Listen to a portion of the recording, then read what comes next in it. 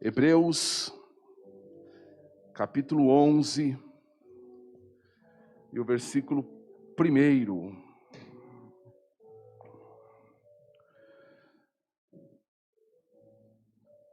A palavra de Deus diz assim: ora, a fé é a certeza daquilo que esperamos, e a prova das coisas que não vemos. Amém. Pode sentar, irmãos.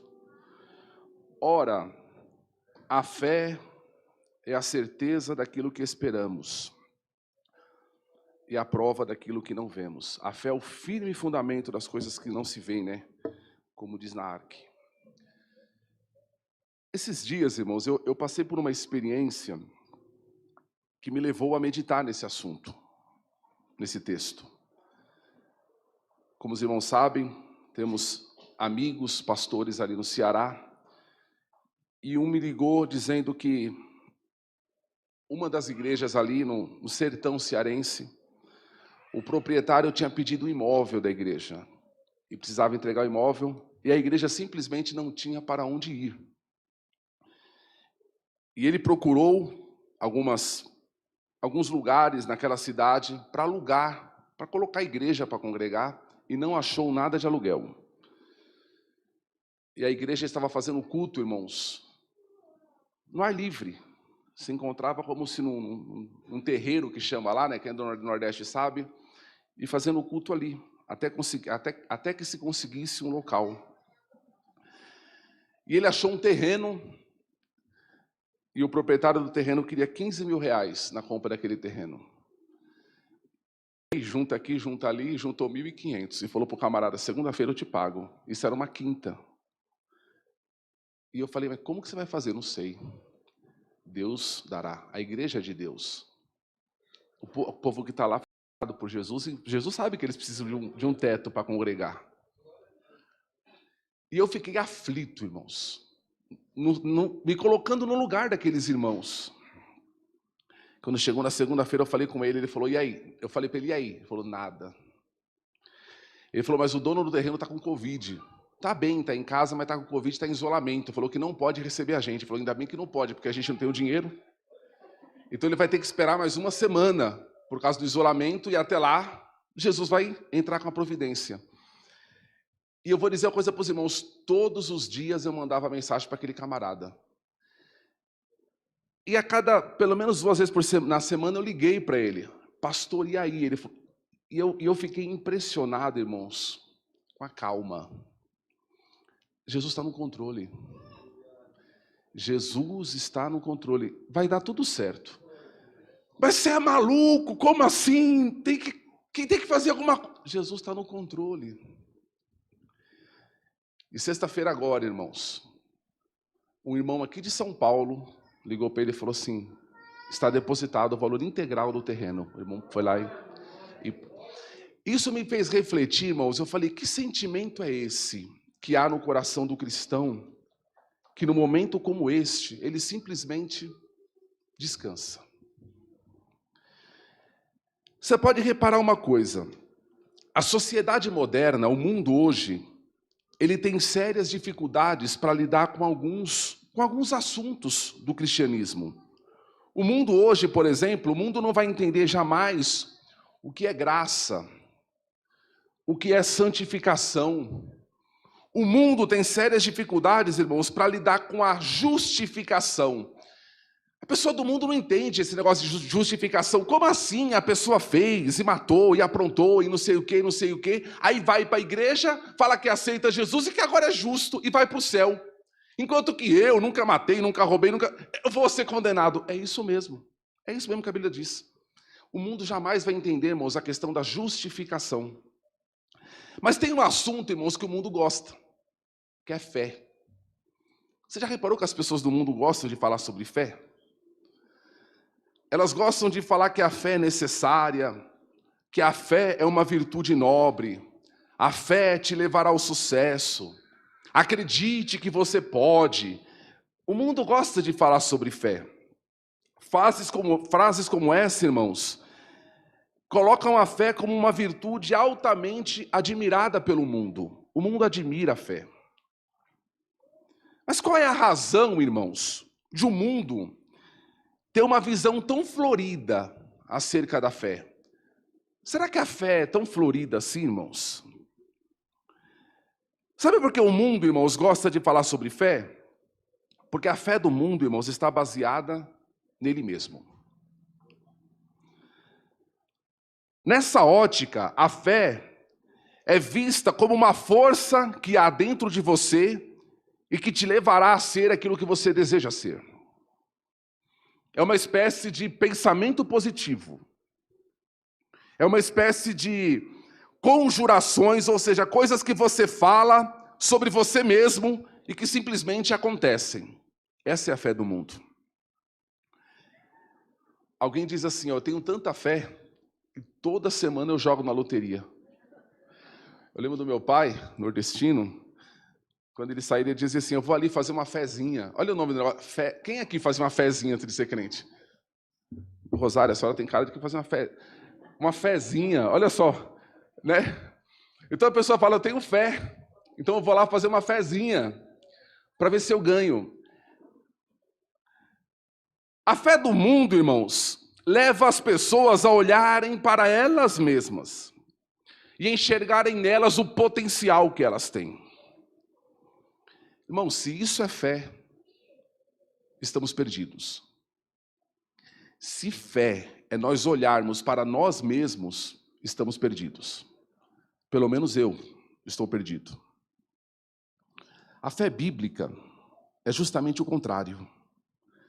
A fé bíblica, irmãos, ela surge exatamente no momento em que a gente tem a consciência de que não podemos confiar em nós mesmos. Ela nasce justamente na nossa falência. A fé bíblica, irmãos, ela vai sempre nos mostrar que não podemos olhar para nós. E aí, irmãos, eu fui para esse texto de Hebreus, capítulo 11. Que tipo de fé, irmãos, que está dizendo aqui em Hebreus, capítulo 11?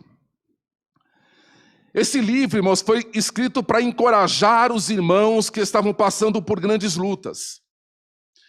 Encorajar irmãos que estavam sendo perseguidos a permanecer firmes. Permanecer firmes. E é interessante, irmãos, que o autor, para incentivar a fé dos irmãos, ele faz menção do passado. Ele começa a contar algumas histórias. Ou seja, trazer à memória os feitos do Senhor, irmãos, é um combustível para a fé. É lembrar daquilo que o Senhor fez. É lembrar do que o Senhor operou no passado. O capítulo 11, irmãos, de Hebreus, a gente não vai meditar nele todo com detalhes, mas é como se fosse um passeio por uma galeria de artes. Pensa só, você está numa galeria de artes e você tem várias artes ali. Não é verdade? Então você passa por uma, pela outra. Então é como se fosse uma galeria de artes, onde a biografia, a história de alguns homens e mulheres, tem mulheres também, são mencionadas. Por exemplo, ele te coloca diante de Abraão e vai te falar do que significa uma jornada com Deus.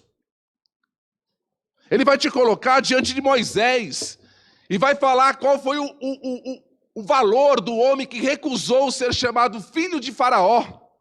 Irmãos, filho de Faraó. Não temos ideia do que isso significava na época.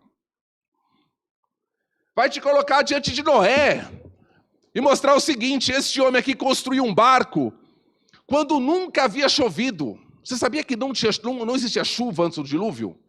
A Bíblia fala que tinha um vapor da terra. Então as plantas nasciam por um vapor que subia, nunca tinha chovido. E aí chega Noé falando de uma água que vai vir de cima. Que loucura! Nunca tinha chovido. Vai te colocar diante de Enoque e vai te falar assim, está vendo esse daqui, ó? Ele andou com Deus. E por ele ter andado com Deus, ele não morreu, ele não conheceu a morte, ele foi levado vivo. Nunca fizeram um enterro para Enoque. Vai te colocar diante de José, vendido pelos irmãos, mas que o Senhor foi com ele para o Egito. Vai te colocar diante de Raabe, uma mulher que, arriscando a própria vida, guardou os espias do Senhor.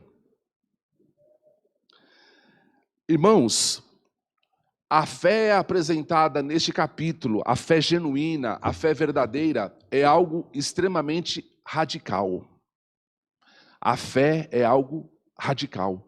A fé não é algo florido, não é algo suave, não é algo leve. A fé é algo radical. Este capítulo, conhecido como Galeria da Fé, não aponta para homens com superpoderes, mas aponta para homens que confiaram no Senhor e que por causa disso Deus fez grandes coisas por meio deles. Não fala de pessoas, irmãos, que saíram e fizeram proezas, mas falam de pessoas que Deus trouxe, que Deus levou, que Deus usou, que Deus capacitou. A fé, irmãos, apresentada neste capítulo, ela ri das impossibilidades. Ri. A fé bíblica é assim, ela ri das impossibilidades. Como está a tua fé? Que tipo de fé você tem? A fé bíblica é assim, Deus falou, nós confiamos. Mas é impossível, se Deus falou, para nós basta. Ponto final, Deus falou. Ponto final. Basta, irmãos, duas coisas na vida do cristão: a promessa de Deus e a nossa fé. Eu não preciso de mais nada. Por isso que eu digo, irmãos, que a fé bíblica ela é extremamente radical. Essa fé, irmãos, que está escrito aqui, não é simplesmente um sentimento positivo. A palavra que o texto usa são duas palavras. Fala de um fundamento e fala de uma prova. A ideia, irmãos, é de uma rocha sólida. A fé, irmãos, nos faz olhar para a promessa de Deus e não enxergarmos a promessa de Deus como uma névoa. Sabe uma névoa que você não vê direito, que é um negócio meio nebuloso, um negócio meio assim, né, obscuro. Não. A fé nos faz olhar para a promessa de Deus como algo claro, firme, sólido, como algo imutável.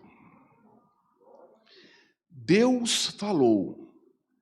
Quem pode falar diferente? Quem pode mudar, irmãos, algo que Deus falou? Quem pode fazer Deus retroceder? Quem pode, irmãos, fazer Deus voltar atrás, anular, se arrepender?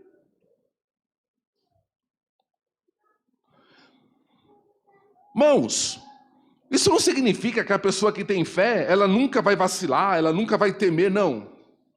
Mas quando as pessoas do mundo, irmãos, se encontram em aperto, agem de forma desesperadamente para solucionar aquilo. Já o cristão, irmãos, espera em Deus. Ter fé, irmãos, é algo que parece simples, não é?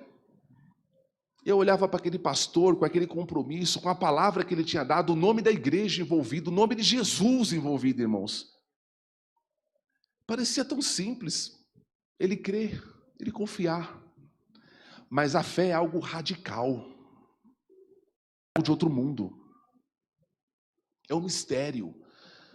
Paulo fala para Timóteo assim, ó, guardando o mistério da fé em uma pura consciência. A fé, irmãos, quem tem, tem. Quem não tem, não tem e não adianta. Como a gente queria colocar fé no coração de alguém, na verdade, às vezes você está orando para uma pessoa e fala, queria pegar um pouco da minha fé e enfiar no coração dessa pessoa para que ela confiasse. Não adianta, a fé é um mistério.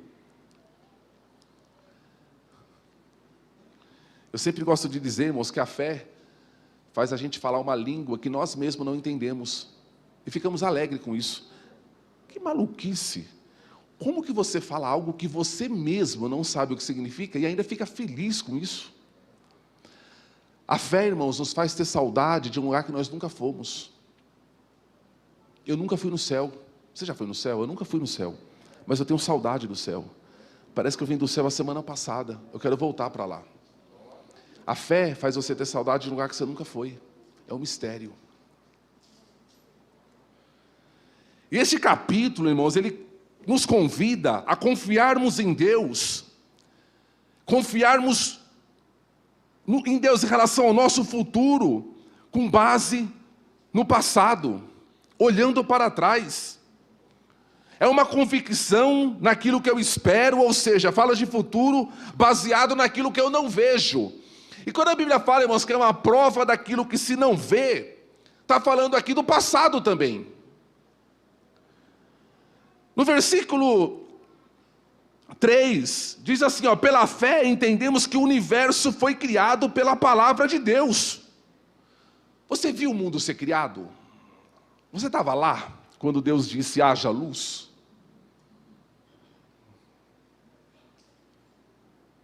Nós não vimos, irmãos, o mundo ser criado. Mas quando a gente lê Gênesis, a gente enxerga, irmãos, Deus fazendo. Você não enxerga? Haja luz, e puf, a luz aparecendo. Haja porção seca, puf, a água se juntando e a porção seca lá. Haja os luminares aparecendo no céu. Haja os animais. Você não vê pela fé a palavra saindo e tudo se surgindo, tudo aparecendo, tudo sendo criado? Como que você enxerga tudo isso? Pela fé. Pela fé, irmãos, a gente vê Deus colocando a terra exatamente no seu lugar, no ângulo, irmãos. Se ela tivesse um pouquinho fora do lugar, um pouquinho mais perto do sol, morreríamos queimados. Se tivesse um pouquinho mais longe do sol, morreríamos congelados. A palavra colocando a terra no lugar exatamente certo. Pela fé. Você viu Noé construindo a arca? Viu Moisés recebendo as tábuas da lei? Viu o mar vermelho se abrir? Você viu Golias tombar? Mas pela fé, irmãos, a gente consegue enxergar todas essas histórias. O Espírito Santo, por meio da fé, nos leva a caminharmos, irmãos, pela Bíblia. E vemos os feitos do Senhor. E aí, quando eu caminho para a Bíblia e vejo os feitos do Senhor, eu olho para o futuro e falo, eu estou em paz. Eu estou em paz. Você tem medo de como será o mundo pós-pandemia? Tenho nada. Deus está no controle. As nações se embraveceram. Foi lido aqui no Salmo 46. Os reinos se moveram. Deus levantou a sua voz e a terra se derreteu. Não vai faltar o pão na nossa mesa. As nações podem se embravecer, as economias podem quebrar, podem se destroçar, pode acontecer o que for. Deus tem um compromisso com o seu povo. E nisso nós descansamos, irmãos. Nisso nós descansamos. Sabe, irmãos, a fé, baseado até nessa experiência que eu tive com esse irmão, para quem olha de fora e quem não tem fé, acha até que é uma pessoa você é irresponsável. Não é verdade? O mundo está caindo e você não está fazendo nada. Você é irresponsável. Não. Eu sei quem trabalha por mim. Eu sei em quem eu confio. Eu sei em quem está firmada a minha vida. A fé, irmãos, ela nunca nos permite retroceder. Para trás, não. Eu posso olhar para trás só para ver o que Deus fez lá. Mas eu retroceder jamais. Olhamos para trás, irmãos, no intuito de ver o que Deus fez, não o que nós fizemos. O que Deus fez. O que Deus construiu. E a partir daqui, irmãos, andar com Ele, continuar caminhando com Ele. Sabe, irmãos, o que eu quero chamar a atenção nesta noite é o seguinte: não importa se a tua fé é grande ou se ela é pequena, o que importa é o alvo da tua fé. Se a tua fé estiver em você mesmo, ela pode ser muito grande, ela é morta. Ela vai sucumbir. A tua fé pode ser pequena, irmãos, mas se ela estiver no Senhor, irmãos, pode ficar tranquilo. É difícil alguém olhar e falar assim, eu tenho uma fé muito grande. Todos nós achamos a nossa fé tão falha, não é verdade? A gente desconfia tanto do Senhor. A gente duvida tanto do que Deus fala. Deus faz uma promessa e a gente fica, mas será? Deus fala que vai fazer, a gente fica calculando, né, se vai dar certo, se tem recurso suficiente. Mas será, Senhor? São 5 pães e 2 peixes para 7.000 pessoas. Não dá, não dá. O povo está com fome, está no deserto. E a gente fica pensando ali, como é que Deus vai fazer? Irmãos, se a tua fé está no Senhor, ela pode ser tão pequena. Às vezes a gente tem que ser como o pai daquele moço lunático, que Jesus falou assim, você crê que eu posso libertar um menino? Ele falou, ajuda a minha fé. Eu estou assim, irmãos. Tem coisa que Deus fala, que se o Senhor perguntar, você crê, Tadeu? Senhor, ajuda a minha fé. Ela é tão pequena, mas ela está no Senhor. Ela não está em mim mesmo, não está no meu currículo, não está na minha capacidade, não está no potencial que eu posso achar que tenho, ou que as pessoas podem achar que eu tenho. A minha fé está no Senhor, está em Ti. A fé, irmãos, não apenas nos concede convicções, mas veja só, o versículo 2 fala assim, que pela fé os antigos alcançaram testemunho. Irmãos, eu acho fantástico isso. Pela fé, os antigos alcançaram testemunho. Ou seja, eles andaram por outros caminhos. Eles andaram por caminhos elevados. Estavam aqui, mas sempre demonstraram que não eram daqui.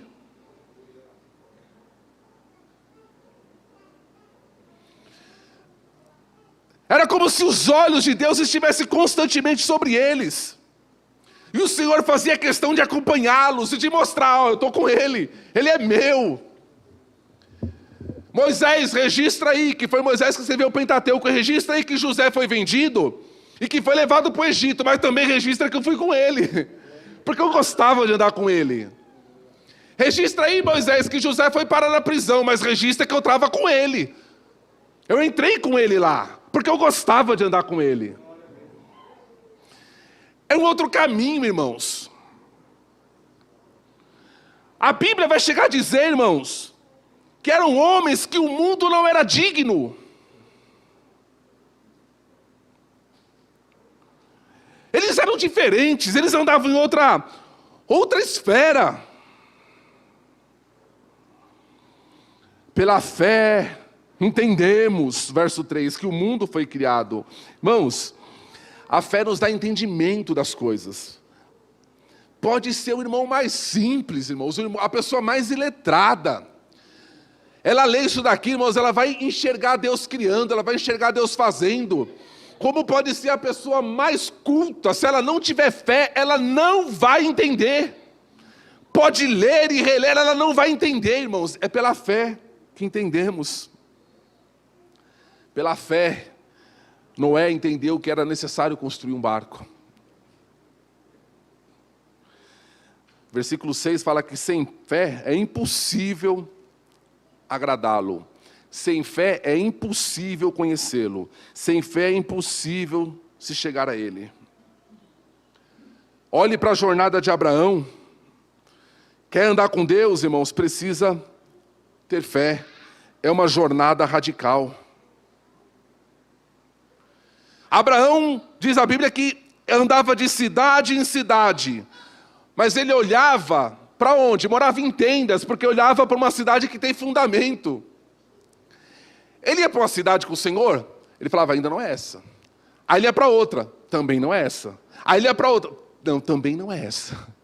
Eu estou olhando para uma outra cidade. Ele olhava, irmãos, para aquilo que estava além do que os seus olhos podiam ver. Irmãos, eu quero te pedir encarecidamente, comece a viver olhando para além daquilo que os teus olhos podem ver. Há algo além. Você está passando por uma luta, olhe além da luta. Olhe além, a um propósito maior. Olhe para além do rio. Em todos os tempos, irmãos, homens de fé, que a gente pode verificar nesse texto, nunca, volto a dizer, nunca retrocederam. Viviam ali nas suas sociedades, irmãos, mas possuíam valores, uma cultura totalmente diferente. tinha uma visão diferente de todos os demais homens, iam no caminho inverso da maioria. Era o novo padrão. É o verso 38, né, que diz: o mundo não era digno deles. É interessante, sabe por quê? Quando eu li esse verso hoje, o mundo não era digno deles. Será que deve se aplicar só para eles? Ou deve se aplicar para cada cristão? O mundo é digno de você? Você tem uma fé da qual, se alguém for escrever, falar, o mundo não era digno. O mundo não era digno da fé da avó Ita, do irmão Marco, do irmão Fábio, do pastor Daniel. O mundo não era digno. Esse texto tem que se aplicar para cada um de nós. Porque quando a gente olha para essa galeria, irmão, você não vai ver homens com superpoderes, não. Você vai ver aí homens, irmãos, como Davi, que cometeu adultério, e a Bíblia não escondeu o adultério dele. Você vai ver homens falhos, você vai ver uma prostituta nessa lista, tem uma prostituta nessa lista, que nem de Israel não era. Mas a fé mudou tudo. A fé mudou tudo na vida. E todos os textos da Bíblia, até no Novo Testamento, quando vai falar de Raabe, faz questão de falar Raabe, a prostituta. Podia a irmã Raabe, não, Raabe, a prostituta. Não eram pessoas, irmãos, não. Eram pessoas. Mas que o mundo não era digno, porque tinha fé no coração delas. Oh, irmãos, quem vive pela fé, irmãos, vive acima do seu tempo. Eram pessoas, irmãos, para as quais o mundo olhava e achava estranho. Irmãos, ou você acha que apenas Noé era estranho ao construir um barco quando nunca tinha chovido? É louco! Todo mundo zombava de Noé, escarnecia de Noé. Ou será que só Noé é estranho? Será que nós também não devemos ser tão estranhos quanto Noé era? O mundo tem que olhar para a nossa fé, irmão, é estranho. É maluco. Está errado. Não, a ciência diz outra coisa. O governo está falando aí, não, é outra coisa, a mídia diz diferente, mas esse daí está andando sozinho nessa trilha. Deus falou, isso basta. Eu irei e virei outra vez. Mas como assim? Vai vir outra vez, vai buscar o seu povo. Mas que, não, nunca aconteceu isso. É verdade, nunca aconteceu, vai ser a primeira vez. O dilúvio foi a primeira vez. Você entende que a nossa fé, irmãos, ela tem que ser estranha ao mundo? Não pode ser uma fezinha que a gente vai fazer ali. O povo de Deus, irmãos, ao longo da história, sempre foi conduzido pela fé. Nunca andou por vistas, nunca se atemorizou com aparências. Volto a dizer, pense aqui na galeria de artes, é como se Deus colocasse testemunhas diante de nós. E quando você estiver questionando a tua fé, será? Ou quando você estiver duvidando do que Deus falou, aí você se senta e Deus vai te colocar diante de você Abel. E fala, Abel, mostre para ele e fale a respeito da tua oferta. Noé, diga para ele sobre o dilúvio. Gideão, fale aí para ele sobre os 300. Quando você quis levar 32 mil e eu não deixei, você levou menos de 1%. 99% eu mandei voltar. Fale aí, Noé. Ô, Gideão, como foi a batalha com os 300? Sansão, conte aí como você derrubou aquele templo, cheio de filisteu dentro. Samuel, Samuel, diga as tuas batalhas. Daniel, fale aí como foi os leões. Porque ele está duvidando da minha palavra. Porque ele não está acreditando em mim. Porque ele acha que eu não tenho poder para fazer aquilo que eu falei que vou fazer. Volto a dizer, não tem ninguém perfeito nessa lista. O que tem aqui são pessoas que andaram pela fé. Não são pessoas, irmãos, que foram isentas de problemas. Pelo contrário, a fé se manifestou justamente em meio aos problemas. Alguns desses aqui foram cerrados ao meio, passaram fome, passaram nudez, mesmo assim, passaram nudez abraçado com a promessa. Passaram fome, irmãos, agarrado com a palavra. Uma coisa, irmãos, essas pessoas não perdiam de vista: as promessas de Deus. Deus falou, Deus prometeu. São pessoas, irmãos, que andaram com Deus. E pode ter certeza de uma coisa: Deus não anda com qualquer um. Nem eu ando, imagine Deus. Eu não ia sair de casa, cuidado com quem você anda. Deus é assim, Deus não anda com qualquer um, irmãos. Deus andou com essas pessoas. Deus anda, irmãos, com quem tem fé. Volto a dizer, não é ninguém perfeito. É de pessoas assim, irmãos, que o mundo precisa. Pessoas de fé. Não de uma fé vazia, supersticiosa, frágil, mas de uma fé arraigada na palavra de Deus. Deus falou, isso para mim basta. Como está a tua fé? A tua fé é a fé lá de fora, que o mundo aplaude, ou é essa fé radical de Hebreus 11? Que Deus falou e eu vou andar abraçado com esta palavra. Que Deus te abençoe, igreja. Que Deus te abençoe. É uma reflexão acerca da nossa fé e de como temos andado com o Senhor. Confie, igreja. Confie. Pegue a promessa de Deus. Tem um versículo desse texto que fala assim: eles viam a promessa de longe e eles abraçavam. Como é que pode? Você está vendo de longe e está abraçando. Porque a promessa de Deus é assim, não é verdade? Às vezes parece que a gente está abraçado com ela, às vezes parece que ela está tão longe.